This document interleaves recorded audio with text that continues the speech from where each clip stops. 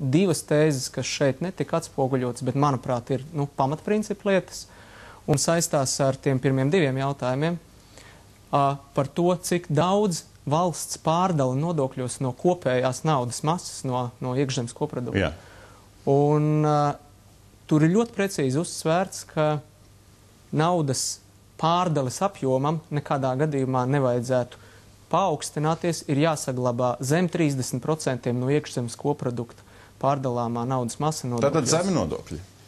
Mūsu viedoklis ir, ka valsts nekad nebūs pats efektīvākais visas naudas sadalītājs un tērētājs. Otrs princips, kurš ir ļoti, ļoti precīzi uzsvērts un iezīmēts, ka nodokļu sloks ir jāpārvirza no darba spēka uz patēriņu nodokļiem.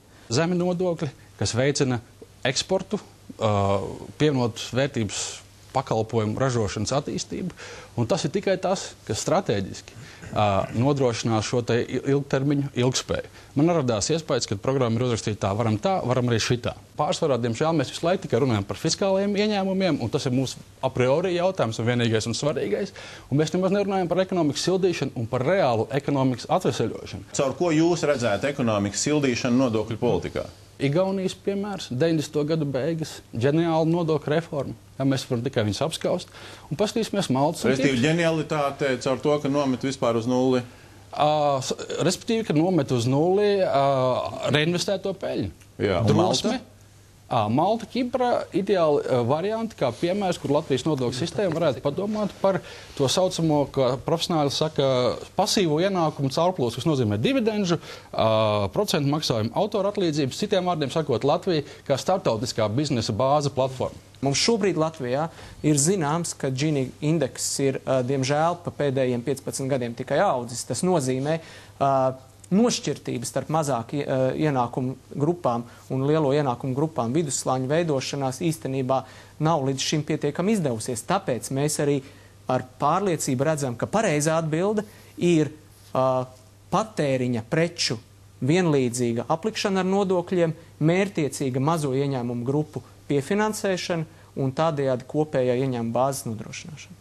Protams, ka mums jāpalielina progresivitāte Latvijā, savādāk mēs iegūsim to, ka mūsu sabiedrība turpinās būt tik nevienlīdzīga tā, kā viņi ir, un tas ir slikti sabiedrībai, un tas ir slikti arī biznesam. Mēs esam pret nodokļu slogu palielināšanu, ja dati ir pareizi un precīzi, tur mēs varētu piekrist šim pamatnostādņu uzstādījumam. Tā pašā laikā mēs pārliktu akcentus no fiskālās konsolidācijas uz stimulējošiem instrumentiem. Bet ko stimulējoši? Ko jūs varat sēdēt Pūtis kunga vietā? Ko jūs stimulējoši ierosināt? Tas, ko es, piemēram, ierosinātu, viena konkrēta lieta no mūsu topošā ekonomikas atvesaļošanas plāna, piemēram, ir pārdomāt lietu, vai daļu no uzņēmumu ienākumu nodokļa nevarētu novirzīt pašvaldībām, kas stimulētu pašvaldības veidot tādu uzņēmējdarbības vidi, lai ne tikai bagātie cilvēki dzīvot pašvaldībās, kuri maksātu daļu no savu ienākumu nodokļa, bet lai pašvaldības būtu interesētas piesaistīt uzņēmumus. Gribētu iebilst tiem kolēģiem, kur teica, ka mums Latvijā ir jāsaglabā esošais kopējais nodokļu ieņēmums tādā līmenī.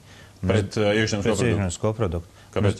Tāpēc, ka es domāju, ka viņš Latvijā, ja mēs viņu turēsim apmēram tādā līmenī, kāds viņš ir pat laban, mēs nekad nevarēsim mazināt, pirmkārt, sociālā nevienlīdzību, un otrām kārtām mēs nekad mūžā nevarēsim nodrošināt kvalitīvas valsts pakalpojumus. Kā mēs investīcijas varēsim piesaistīt? Es nedomāju, ka investīcijas tiek piesaistītas pateicoties maziem nodokļiem. Tas, kas mums Latvijā jāizdara, manuprāt, ir 3 lietas reizē. Pirmkārt, jāpalielina kopējais nodokļu sloks, lai mēs varētu samazināt nevienlīdzību Latvijā. Otrakārt, jāsamazina valsts izdevumi, tādēļ, lai mēs netērētu naudu lieki. Treškārt, jāpalielina valsts investīcijas, piemēram, izglītībā un zinātnē un slimnīcās, tādēļ, ka tās ir ļoti svarīgas. Tikai nav naudas, un tāpēc jāpalielina nodokļi. Tāpēc jāpalielina nodokļi. Kas tagad tālāk notiks?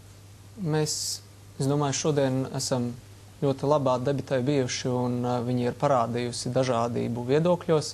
Tas, kas mums ir nākamais solis, kā mājas darbs, un kad mēs gribam būt gatavi nākamajai debatei, ir, ka tieši tāpat kā līdz šim nodokļu pamatnostāļu jautājumā mēs būsim izgājuši gan starpnozanu, gan ekspertu, gan nevalstisko sektoru priekšlikumiem par ēnu ekonomikas sadaļu, un tad tas būs kopīgais komplekss. Viena lieta ir nodokļu apjomi, un otra lieta ir stimulējošie pasākumi. Ir ļoti daudz gadījumu Latvijā, kad sabiedriskā apspriešana notiek, bet paliek pie tās pozīcijas, kas ir galējā lēmuma pieņēmējs. Finanšu ministrija ir gatava būtiski atkāpties, ja jūs jutīsiet, ka citu resoru, organizāciju un ekspertu pozīcijas un sabiedrības vairākuma pozīcija, pamatot pozīcija, ir savādāk.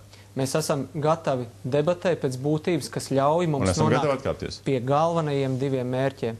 Pirmais mērķis ir atjaunot tautsaimniecības izaugsmi, iekšzemes koproduktu izaugsmi. Par to mēs visi runājam. Un otrais - nodrošināt iekšējo sajūtu, ka mēs veidojam efektīvu sistēmu.